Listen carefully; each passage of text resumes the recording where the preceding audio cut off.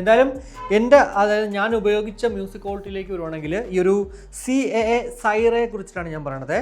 ഇതിലൊരു 75% ആ ഒരു സ്റ്റീരിയോ ഔട്ട്പുട്ടാണ് ഡോമിനേറ്റ് ആയിട്ട് നിൽക്കുന്നത്. ബേസ് ഉണ്ടോ എന്ന് ചോദിച്ചാൽ ബേസ് ഉണ്ട്, പക്ഷേ നിങ്ങൾ കൂടുതൽ ബേസ് ഇതിൽ പ്രതീക്ഷിക്കരുതെന്നേ പറയാൻ പറ്റത്തുള്ളൂ.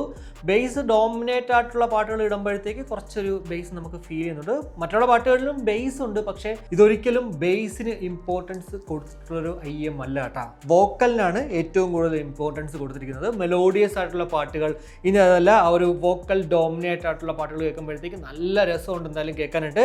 IEM ഞാൻ ആദ്യം ഉപയോഗിച്ചത് കൊണ്ട് തന്നെ എനിക്ക് എന്താ പറയുക, മറ്റൊരു ഫീലാണ് ആക്ച്വലി ഇതിൽ നിന്ന് കിട്ടിയത് കേട്ടോ. ഇനി അടുത്ത IEM ഉപയോഗിക്കുമ്പോഴത്തേക്ക് അതിൻ്റെ ഒരു ക്വാളിറ്റി വെച്ച് നോക്കുമ്പോഴേ നമുക്ക് ഈ ഒരു പ്രോഡക്റ്റ് എനിക്ക് കമ്പയർ ചെയ്തിട്ട് എന്തെങ്കിലുമൊക്കെ പറയാൻ പറ്റത്തുള്ളൂ. എന്തായാലും ഞാൻ ഇപ്പോൾ ഉപയോഗിച്ചിടത്തോളം നല്ല രസമുണ്ട് ഇതിൽ പാട്ട് കേൾക്കാനായിട്ട്.